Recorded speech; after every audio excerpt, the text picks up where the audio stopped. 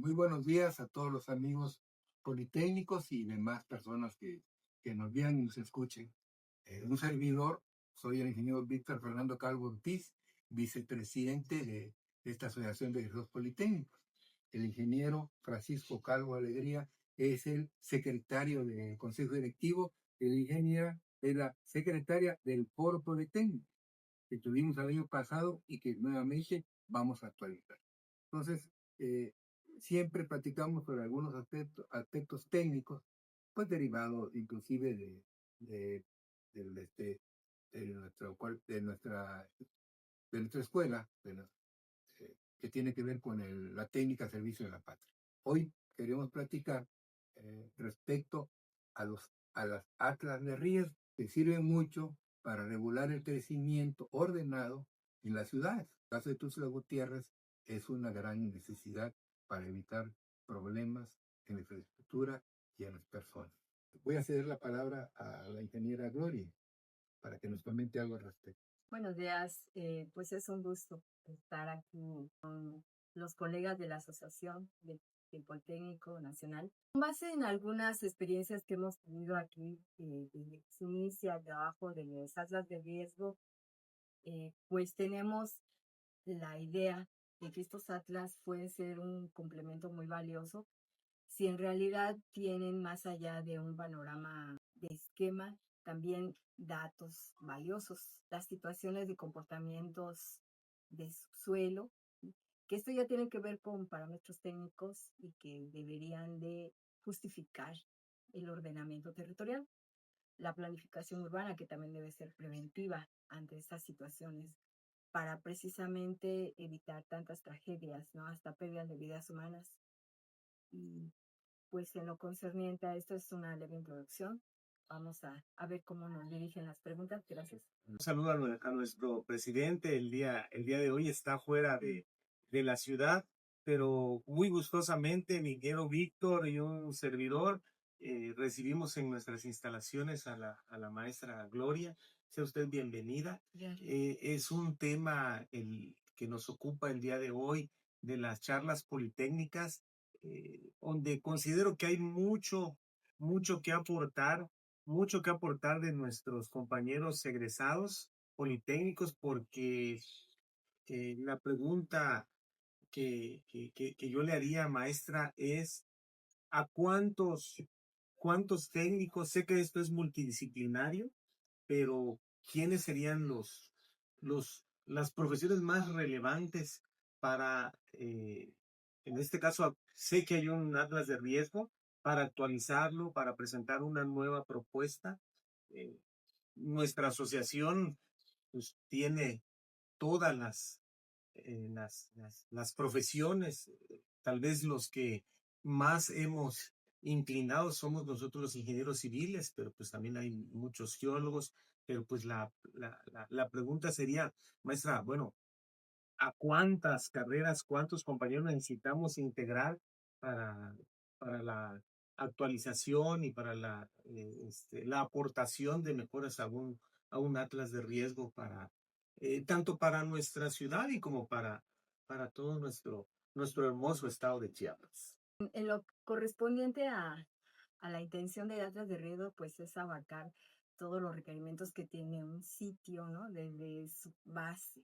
Por ejemplo, los ingenieros geólogos, ¿no? Que tenemos fundamentos, digamos, técnicos sobre el comportamiento del planeta Tierra, pero también de los comportamientos de subsuelo con otras variables, por ejemplo, el agua, ¿no?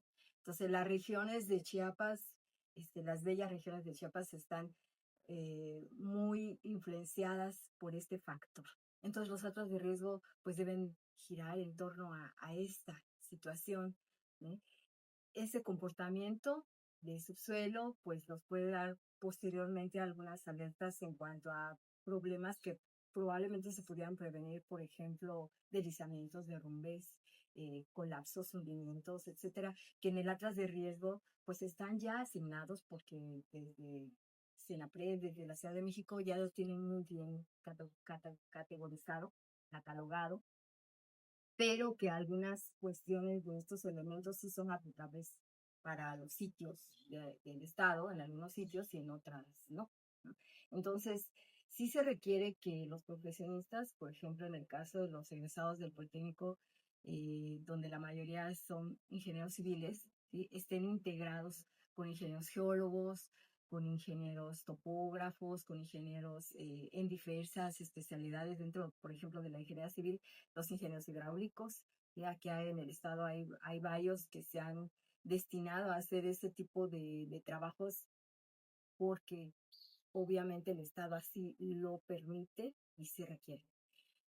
Tenemos otras especialidades que pues son complementarias también como para visualizar no solamente este ámbito tan técnico, ¿no?, que es en el caso de los demógrafos, en el caso de los planificadores, en el caso de los de personas que están destinadas a ver la base superficial del terreno, ¿no?, que es el suelo, ¿no?, la potencialidad del suelo, del uso del suelo, pero no desde el punto de vista solo superficial, sino tenemos que ver la parte interna, como los geotécnicos, ¿no?, en el área geotécnica, tanto de rocas como de suelos. Esto quiere decir que es muy vasto, ingeniero.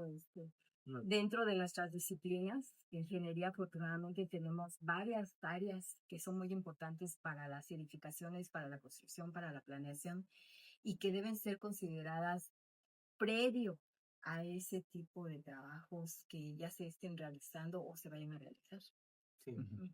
Ujú. Ahorita, abundando lo que dice la ingeniera, los factores de riesgo que realmente deben de ser para que cumplan la función para la que están destinados, deben de prever y de definir acción, porque de repente se le ocurre a algún presidente municipal hacer algún tipo de infraestructura que a lo mejor no es realmente lo que se necesita. Y debe estar definido qué cosas hay pendientes. Por ejemplo, entonces los Gutiérrez tenemos varios pendientes con respecto a los arroyos que se inundan. Entonces tiene que estar perfectamente definido y cuáles son las acciones, para cuando lleguen las autoridades que no tienen ese conocimiento en particular, sepan ya qué es lo que está pendiente, qué es lo que hace falta, de ser posible hasta cuánto cuesta para que puedan priorizar eh, sus actividades de infraestructura. Si no, vamos a venir construyendo cosas de acuerdo a lo que se nos a ocurrencias y no a cosas perfectamente definidas. Y claro, por supuesto, lo primero es prever. Pero, por ejemplo, ya en Tuzla ya hay que definir cosas. ¿Qué va a pasar con el arroyo Bambú? Con el arroyo, por dar un ejemplo, con el arroyo Bambú no se previó nada. Y un arroyo muy grande, al último, cuando hicieron un fraccionamiento, lo desembocaron en una calle. Y cuando llueve bastante ahí, baja una corriente que se lleva lo que pase ahí. Carros, personas, lo que encuentre. Y va a topar con uno de los muros de un paso de nivel y el libramiento norte ahí por la fiscalía. Entonces, ahí no se previó. Bueno, no se previó, pero hay que ver qué se va a hacer con eso. Entonces, tiene que haber ya prioridades para ir arreglando la cuestión de las inundaciones y los problemas que hay en tus cada vez que llegue el puerto. Entonces, tiene que ser, el acto de río tiene que prever y definir acción. Definir perfectamente qué es lo que hay que hacer, qué es lo que hay que hacer. O, por ejemplo, definir las cotas de la elevación máxima de construcción en Tuzla. ¿Hasta qué parte del cerro podemos construir? Si nos seguimos yendo a los cerros, limpiamos el cerro, cuando llueve, baja el 100% del agua y el cerro se va a inundar. Quiera que no, con cualquier lluvia. Entonces luego se llama lluvias típicas, no. Son las condiciones actuales las que hacen que el efecto del agua sea superior. Entonces tiene que haber un nivel para que haya vegetación arriba, no sigamos descomponiendo nuestro microclima y el agua podamos captar y no se venga de golpe. O sea, parte de las acciones que tiene que prever, que definir de la autoridad. Lo digo como un ejemplo para que se comprenda la importancia